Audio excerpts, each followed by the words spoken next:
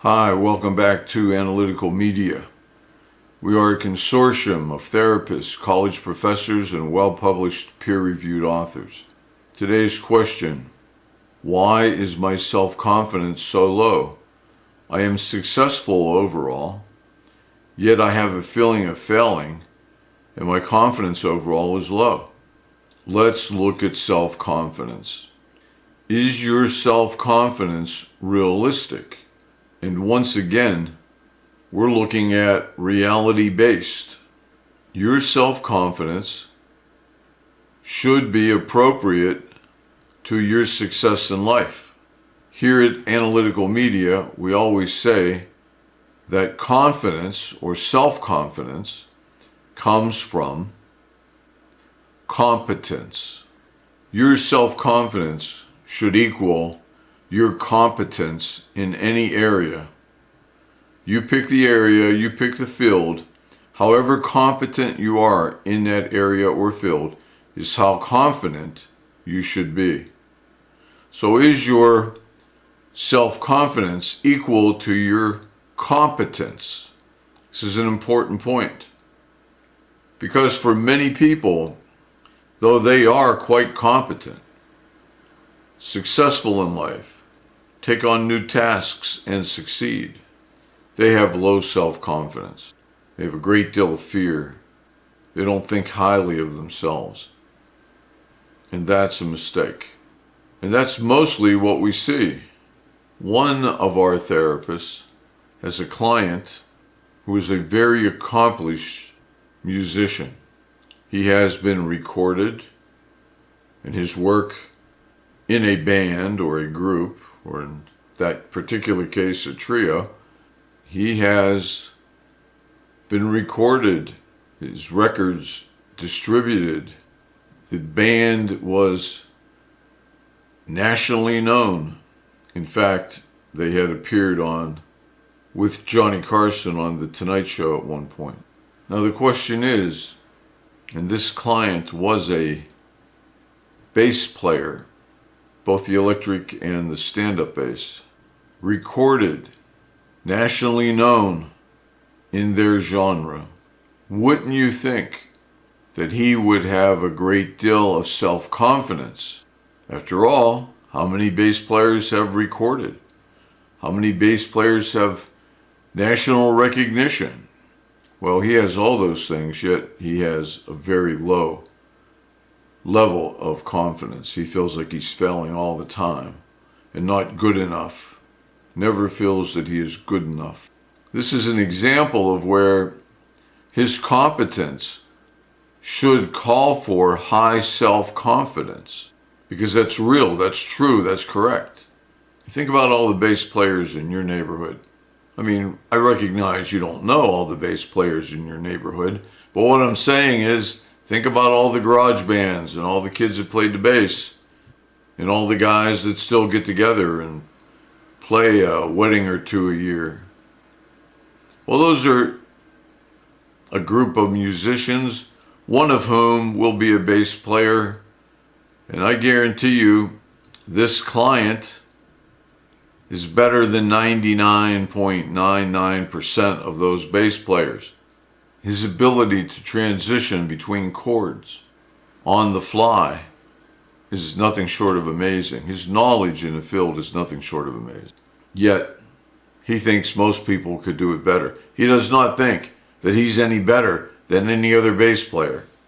It includes the guy that didn't practice his bass in the last 10 years. Almost every day.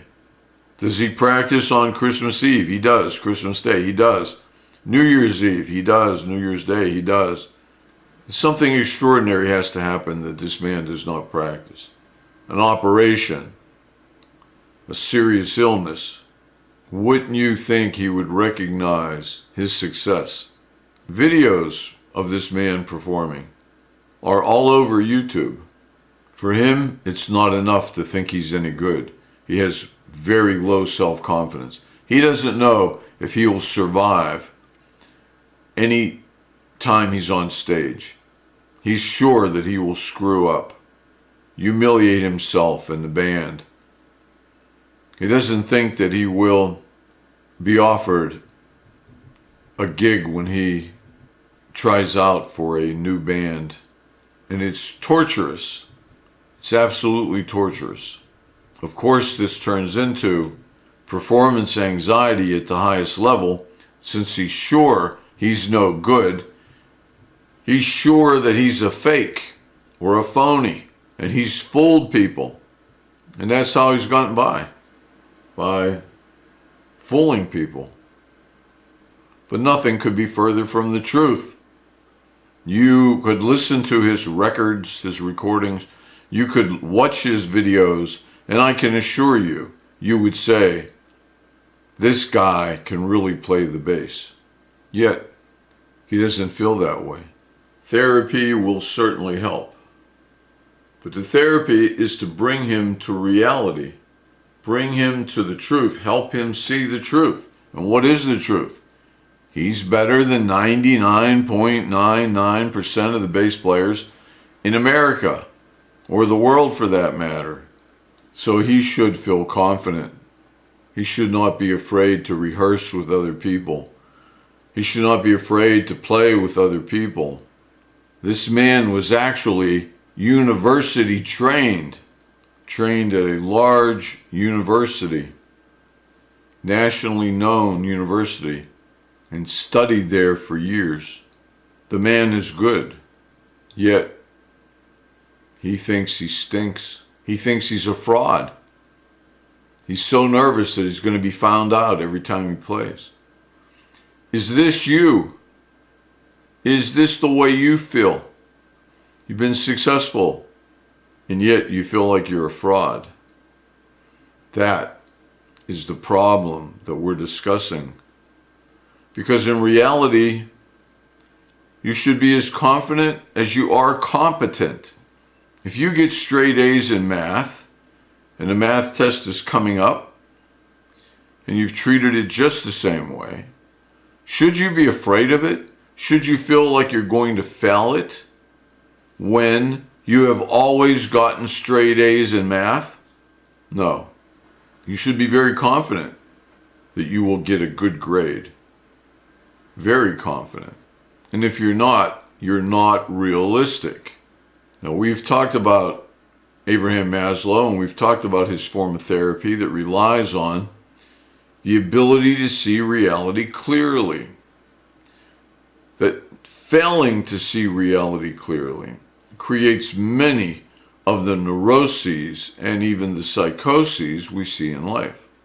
And if you don't see reality clearly, you will hurt yourself. You will lead a degraded existence. You will lack self-confidence. You will lack a belief in yourself. You will lack liking yourself. You will lack loving yourself. And for that individual, or perhaps for you, you need to be realistic in evaluating yourself. If you overestimate your ability and you have too much confidence, and you're driving out on the highway and you think that you're a really good driver, in fact, you're a race car driver, you're good, you're really good, and you're coming into this turn and it looks interesting, and you think that you can take it at 92.5 miles an hour, you enter the turn, you slide out of the turn, your car flips over 4 times, you're paralyzed from the neck down. You were overconfident because you never took courses in race car driving. You never drove a race car. So overconfidence will hurt you. If you go into your boss to demand a raise when you don't deserve one, it's going to hurt you. You're likely to get fired. You need to understand reality. You need to see it clearly, better than other people, because most people don't see it very well. Self-actualizing people see it very well, and it benefits them right across the board. They're more successful in relationship, in life in general, in their career path, more successful at achieving happiness, and it is just as bad. Let's move to the old saying, Better an optimist than a pessimist be. It's better to be an optimist than a pessimist. But is that true? Let's look at that. The optimist says the glass is half full. And the pessimist says the glass is half empty. The optimist denies that the glass is half empty, and the pessimist denies that the glass is half full. One sees it as, hey, we still have half left, and the other one thinks, we only have half left. We're in bad shape here. A self-actualizing person does not see the glass as half full, does not see the glass as half empty. He sees the glass as simultaneously half full and half empty, never seeing it only half full and never seeing it only half empty. He never loses track of the fact that it's half empty and half filled, all at the same time. There's no optimism or pessimism with the self-actualizing human being. Neither an optimist or a pessimist. What he is a realist. He is real. Real means reality. He isn't influenced by bias and desire and wish and hope and fear. He sees it as it is. He strives to see it for what it is. So once again, in many, many characteristics, failure to see reality clearly has caused tremendous problems for individuals, depression, anxiety disorders. So it might be time for you to think that you must see reality clearly. You must see it well, accurately. Because if you can see reality clearly, whatever predictions you make of the future will be likely or more likely to be true because you're basing it on the truth or reality. If you have a high degree of competence as a mechanic, you shouldn't be afraid to try to fix a car. You shouldn't be afraid of going on a job interview because the truth is, you can fix cars. You've been doing it for a long time and you've been doing it successfully. But if you don't think you're any good and you think you're a phony and you've been lucky fixing those cars, then you're not likely to move up when offered a higher position. You're not likely to take it because after all, you got by as a mechanic, but you're not going to get by if they make you the service manager. Because if you're the service manager, hell, too much pressure. They're going to find out you're a fake. You're a good guesser. So you can see, being unrealistic hurts everything. Now, what you need to gain from this video, the understanding you should walk away with, is that you must appreciate reality and the need to view it as it is and not as you would want it to be. Being unrealistic is not going to help you. It's going to hurt you. Being realistic, being truthful, being honest, being penetrating when looking at the confusion of life, that will help you immeasurably. If you marry the wrong person, your life can be nearly destroyed. If you have children with someone you should not have children with, you will be very, very seriously injured in life. The damage is almost immeasurable. If you invest all the money you have in some stock and you're wrong, that was not a good investment, or you were wrong in trusting the person who told you to invest in it, but one way or the other you were wrong, that loss could mean the inability to retire. So it's important to be right. It's also important to realize there is a right and a wrong. I think many of you realize that. Many of you can say, yeah, I was wrong to have dated this person. Yes, it was a mistake. I should have continued to date with this person. I should not have broken up with that person. I shouldn't have invested in this type of thing. I shouldn't have trusted this kind of person. well then you're already expressing a scale of right and wrong, of correctness and incorrectness. And the idea is you must strive to be correct in all of your decisions. At what speed you take that turn on the highway, who you date, who you marry, who you decide to have children with, or decide not to have children at all. All those decisions, and many, many more, are coming your way, and you've got to be right. If you strive to be right, you'll be right a whole lot more often than if you don't strive to be right. If you think, well, whatever will be, life will not be good for you. You need to be right. You need to make the right decisions. And you need to come to that conclusion yourself. And once you do, you can do things to make sure you are making the right decisions. There's more to learn. We'll be looking at critical thinking. We'll be looking at the characteristics of self-actualizing people. But here was just a good example of a musician who was really good but had great performance anxiety because he thought he was a fake. But he wasn't. What's real? He's a good musician. I mean, have you recorded music professionally? Have you been represented by a record label?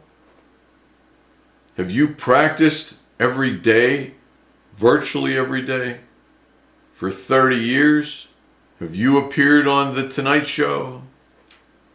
How many people do you know who've done any of those things? It's rare to be that good. And yet, he thinks he's a phony. He's sure he's a phony. Or the mechanic who was offered a better position. He's a good mechanic. He was offered the job of service manager, and he loved the idea. He'd make twice as much money. He liked that. But he wouldn't take it. He was afraid to take it. Why? Because he thinks he's a phony. He can't do it. But he could do it. What's the reality? Can you play music or not? Are you good at it or not? Can you fix cars? Can you fix them well? Then you can be a musician, or you could be a mechanic, a service manager. I have given you real life examples, oftentimes with real people.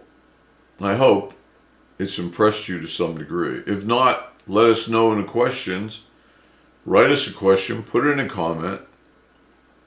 We can go deeper, we can go longer, we can go further. You let us know. And subscribe. Recommend this channel to people you think will be helped by the message. That's all we're trying to do, is to do a little good in this world. And I think that's the therapist in the group, the therapists in the group.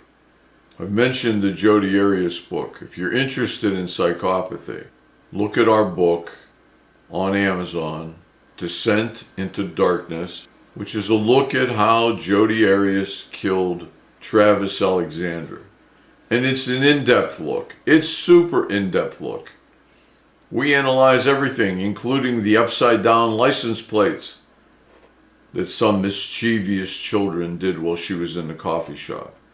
I say that, of course, sarcastically. If you're interested in things like that, what is a psychopath, how do they act, why they do the things they do, we explain that all in a book. I would highly recommend it. Highly. Descent into Darkness by Analytical Media. The same people that are bringing you these videos. On that note, I hope we've made things a little bit better. I hope you can see things a little clearer. And we will see you again when we post our next video. Take care.